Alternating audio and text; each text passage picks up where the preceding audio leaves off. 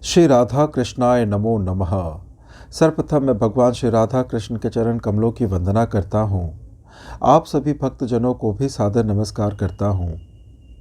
श्री गर्ग संहिता के द्वारका खंड से आज हम दो कथाओं का एक साथ से श्रवण करने वाले हैं। प्रथम कथा में हम महामुनि त्रित के शाप से कच्छीवान के शंखरूप होकर सरोवर में रहने की कथा तथा भगवान श्री कृष्ण द्वारा उसके उद्धार की कथा का श्रवण करेंगे। तत्पश्चात हम प्रभास, सरस्वती, बोध पिल्लव और गोमती सिंधु के संगम के महात्म्य का श्रवण करेंगे। यह कथा इस ग्रंथ में इस प्रकार से वर्णित है। श्री नारद जी कहते हैं, राजन, द्वारका में जो शंखोदार नामक तीर्थ है वह सब तीर्थों में प्रधान है। जो मनुष्य उस तीर्थ में स्नान करके सुवर्ण का दान देता है वह संपूर्ण उपद्रवों से रहित विष्णु लोक में जाता है। एक समय श्री कृष्ण भक्त शांतचित्त महामुनि त्रित तीर्थ यात्रा के प्रसंग से आनर्त देश में आए। वहाँ एक सुंदर सरोवर देखकर मुनि ने उसमें स्नान करके श्री हरि की पूजा की। उस पूजा में सुंदर लक्षणों से युक्त जो महाशंख वे बजाया करते थे उसे उन्हीं के शिष्य कच्छीवान ने अत्यंत लोभ के कारण चुरा लिया।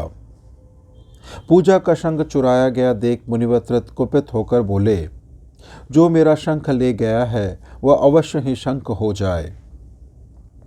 कच्छीवान तत्काल शाप से पीड़ित हो शंख हो गया और गुरु के चरणों में गिरकर बोला, भगवान मेरी रक्षा कीजिए। त्रित मुनि शीघ्र ही शांत हो गए और बोले, दुर्बुद्धे, ये तुमने क्या किया? चोरी के दोष से जो पाप हुआ है उसका फल भोग।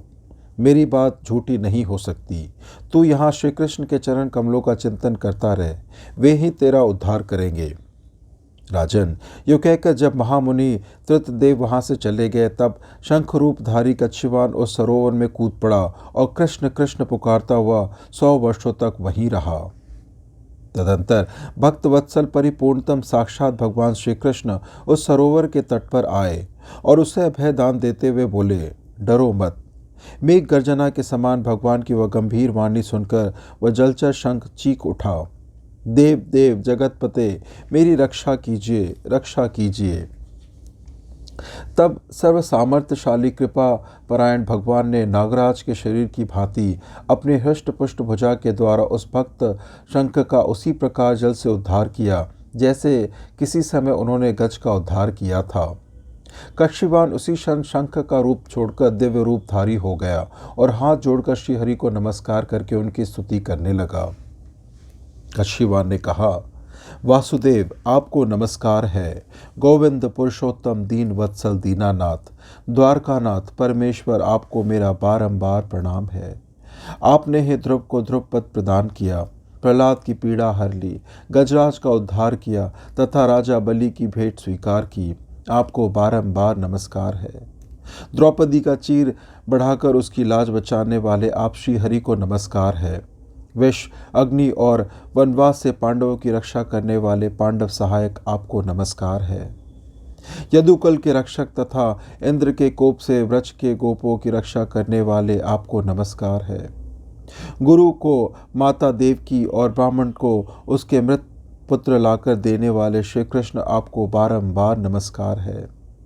जरासंध की कैद में पड़े हुए नरेशों को वहां से छुटकारा दिलाने वाले, राजा नृक का उद्धार करने वाले तथा सुदामा की दीनता हर लेने वाले, आप साक्षात परमेश्वर को नमस्कार है।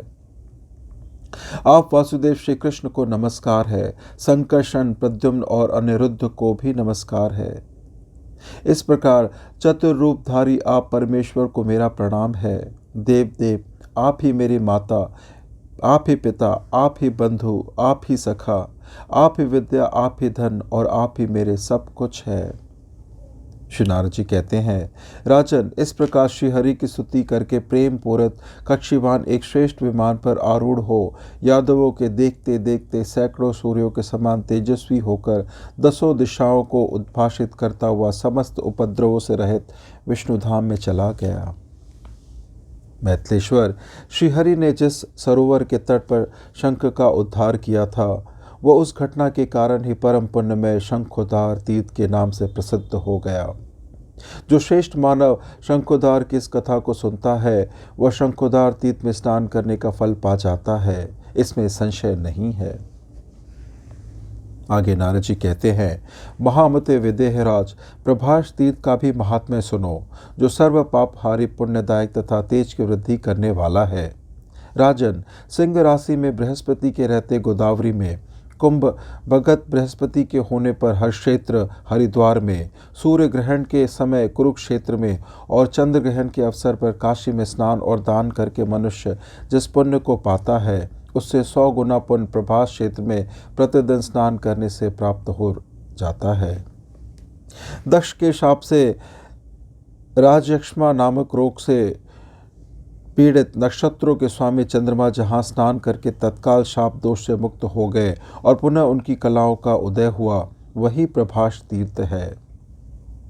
राजन, उस तीर्थ में परम पुण्यमयी पश्चिम वाहिनी सरस्वती प्रवाहित होती है। उनके जल में स्नान करके पापी मनुष्य भी साक्षात ब्रह्म में हो जाता है।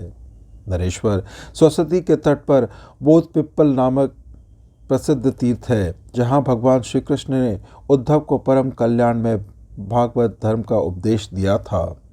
राजन, उस बोध पिप्पल की विधिवत पूजा करके सिर नवाकर जो उसका स्पर्श करता है और ब्रह्म सम्मित भगवत पुराण को सुनता है, मन को संयम में रखते हुए मौन भाव से भागवत का आधा श्लोक या चौथाई श्लोक भी सुन लेता है, उसके हाथ में भगवान विष्णु का परम पद आ जाता है, अर्थात उसके लिए परम पद की प्राप्ति निश्चित हो जाती है।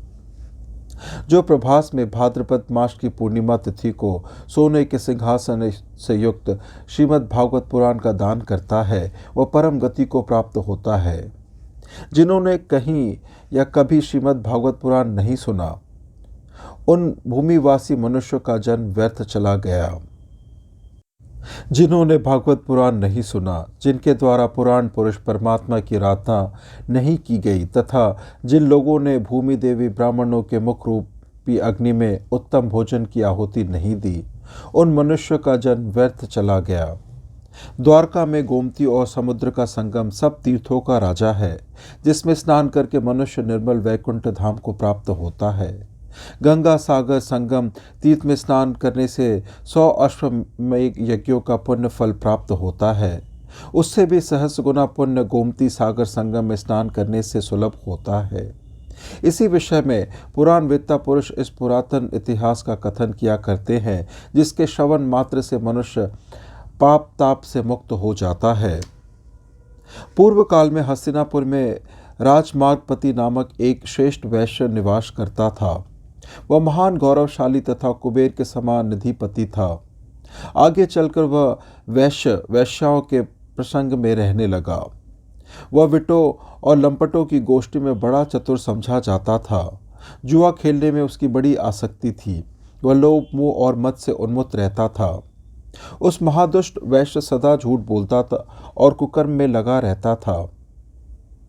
उसने ब्राह्मणों, पितरों और देवताओं के निमित्त कभी धन का दान नहीं किया। वह यदि कहीं दूर से भगवान की कथा वार्ता होती देख लेता तो कतराकर जल्दी ही और दूर निकल जाता। उसने पिता माता की भी कभी सेवा नहीं की और अपने पुत्रों को भी धन नहीं दिया। वह ऐसा दुर्बुद्धि और खल था कि धनाढ़ होने पर भी अपनी पत्नी को त्याग कर उससे अलग रहने लगा।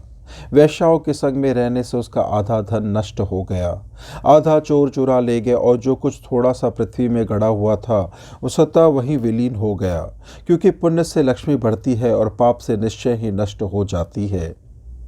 इस प्रकार वैश्याओं में आसक्त हुआ वह महादुष्ट वैश्य निर्धन हो गया और उसी रमणीय नगर हस्तिनापुर में चोरी का काम करने लगा। उन दिनों वहां राजा शांतनु राज्य करते थे। उन्होंने चोरी के कर में लगे हुए उस वैश्य को रस्सियों से बांधकर अपने देश से बाहर निकलवा दिया। वन में रहकर वह जीवों की हिंसा करने लगा। उन्हीं दिनों वहां 12,000 वर्षों तक वर्षा नहीं हुई। तब दुर्भिक्ष से पीड़ित हुआ वह वैश्य पश्चिम दिशा की ओर चला गया। वहां एक वन में किसी सिंह ने अपने पंजे से उसको मार डाला। उसी समय यमदूत आए और उसे पाशों में बांधकर नीचे मुख करके लटकाए तथा कोड़ों से पीटते हुए यमलोक के मार्ग पर ले चले। तदंतर कोई महान गिद्ध उसकी बाह का मांस लेकर आकाश में उड़ गया और अपनी चोंच से तुरंत ही उसको खाने लगा।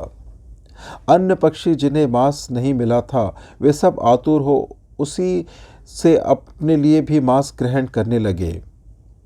इसी प्रकार गीद, चिल आदि पक्षियों का वहाँ महान कोलाहल होने लगा। तथापि उस गिद्ध ने अपने मुख से उस मांस को नहीं छोड़ा। वह उड़ते उड़ते पश्चिम दिशा की ओर चला गया।